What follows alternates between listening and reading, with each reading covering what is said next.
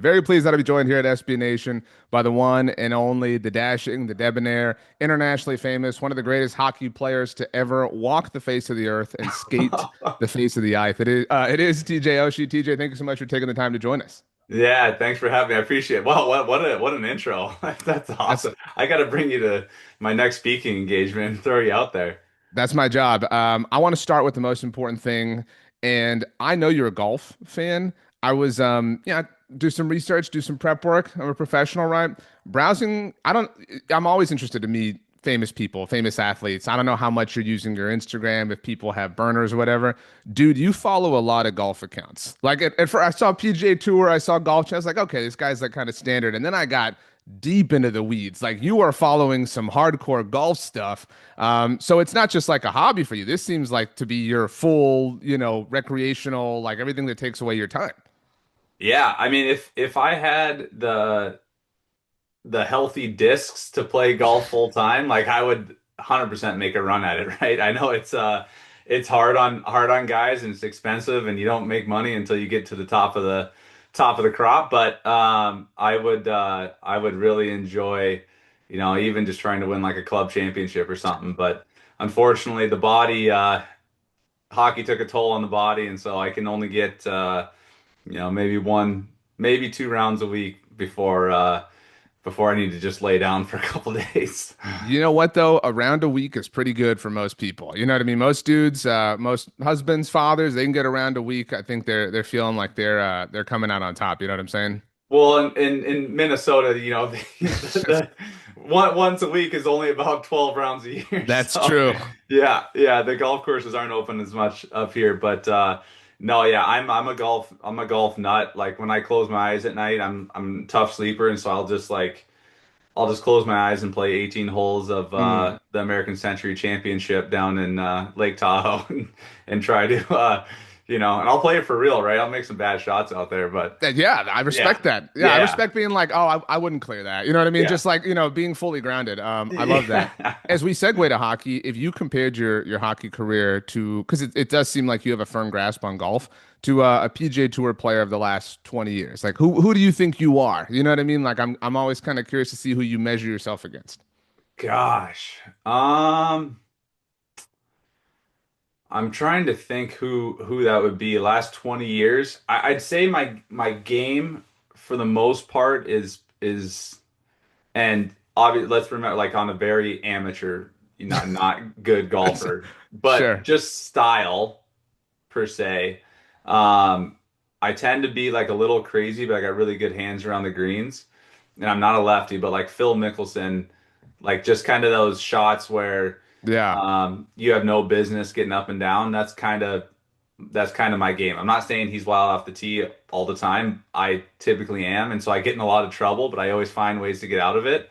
And so I'm a bit of a grinder out there, and That's well said. I'm a Sun Devil. Phil's a Sun Devil. I was gonna go with I was equating like your hockey career to a professional golfer. So I was gonna say okay, like John Rahm, a fellow Sun Devil, elite dude. You know what I mean? yeah, Like everyone agrees, like one of the very best, all the talent in the world. Like that's how I look at things. But Phil's a good choice as well, obviously. yeah. I guess for the hockey career, yeah, probably something a little more, rugged. I've never been at the top of the league, so I don't. John Rahm might be a little out of it, but like even like a Cam Young, like he's far off the tee. I'm Yeah, not a big guy. He's doesn't seem like a big guy, but seems powerful. Um, you know, I I don't love know. that. That's a tough one. I'm gonna have to come back. Like let's connect on Instagram or something. I got to think Hey, about this a little bit. I'm more than welcome to being friends with TJ Oshie. You know what I'm saying? And Yeah, being let's Instagram go. friends. Okay, so I do want to talk about hockey, but my first thing is your energy, which is obvious already, is kind of what you're known for. And I'm curious now in your post-playing days, if there's any way you like psych yourself up for stuff. Like when I do something important, I lock in my AirPods and I'll throw on, something. I was listening to Champagne Showers before doing this interview, like just kind of help myself focus. Is there like maybe a YouTube video or something that you used for what is your career now that it's no longer as intense as playing hockey, if that makes sense?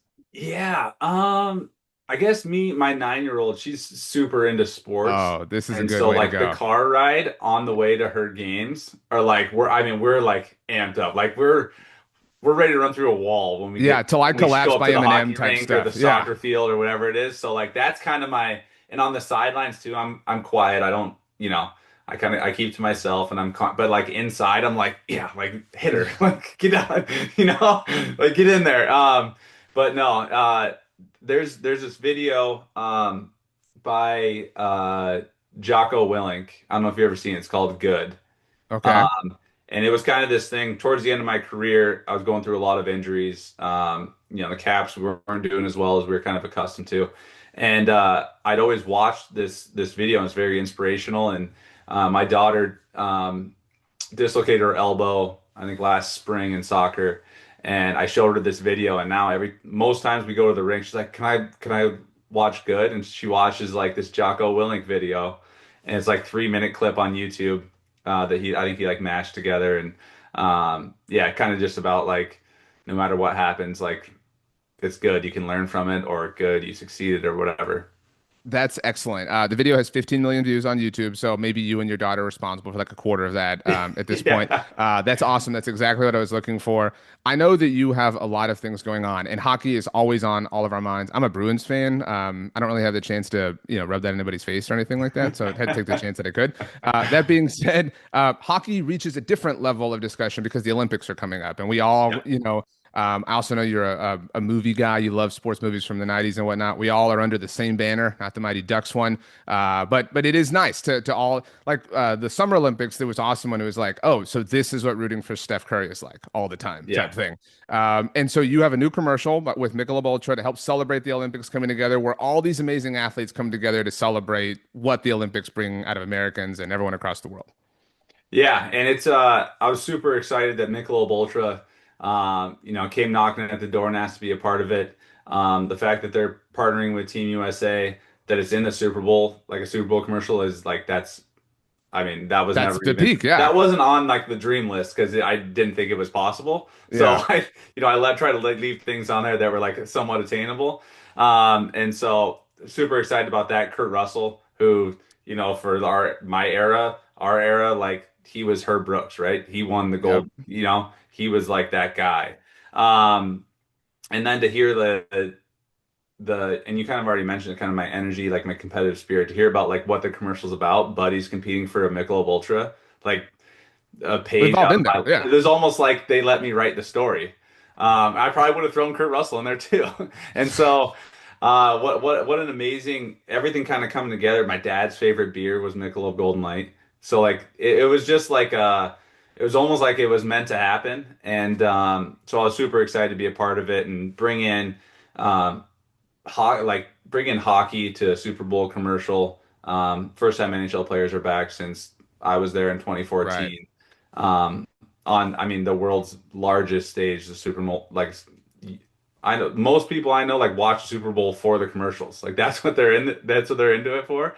And Yeah. so, just an incredible experience. Their whole team was phenomenal. The shoot was phenomenal. Kurt Russell, Lewis Pullman, standing next to Chloe Kim. I wish I could, Yeah. have one of those gold medals. But it was a really cool experience, and I was super, super excited to be a part of it. Well, you're an Olympic hero in your own right. So thank you for your service to our country in that respect. The commercial, I don't want to give anything away, but it's awesome. I'm a Dallas Cowboys fan. I cover the Cowboys, so we only get to watch the Super Bowl for the commercials. I fully get that. It is very, very, very cool. I got two last ones for you. As it relates to NHL players being back in the Olympics, did that ever, like in 2014, is that something that weighs on you when the season begins? Like, because you know it's a disruption. I don't want to call it, it's an awesome thing. Like a disruption is a Yeah. negative word, but like, it's something that has to be like in your mind as you're in the middle of a regular season, if that makes sense. Yeah, and I will speak to any NHL player I know that they this yeah the season's compressed, so you're a little bit more tired, but everyone loves it Right. because you either represent your country, which is the highest honor that you can have as an athlete, or you get like 3 weeks off to like go to Mexico Yeah, for sure. or whatever, right? Yeah, You go get to to Lake rest the Tahoe, play body. golf. Yeah. And then you get to come back and try to get in the playoffs and try to make a run. So, from what I know, every NHL player loves the Olympic years because you do get that. You get the rest, or you get to represent your country and go try to win a gold medal. So, um, Now there's a little more anxiety that comes if you're one of those bubble guys like I was, that ended up making the team most likely because of my shootouts, and how good I had been that season in the shootout. There's games where if you're struggling a little bit, you're thinking Mm, like this might be it. yeah. Like I might not make it now. Who knows what GM was upstairs watching this game? But other than that, the Olympic years are always the best. I mean, I fully agree with you. I know we're short on time, so it's my very last one. I heard you say on Spit and Chicklets, you were talking about your sports movies you loved growing up, and you talked about Rudy, but you said something I've never heard anyone say ever. Because most people watch the movie and dream of being the like athlete with the we're talking the day after the national championship, the Fernando Mendoza, game-winning touchdown.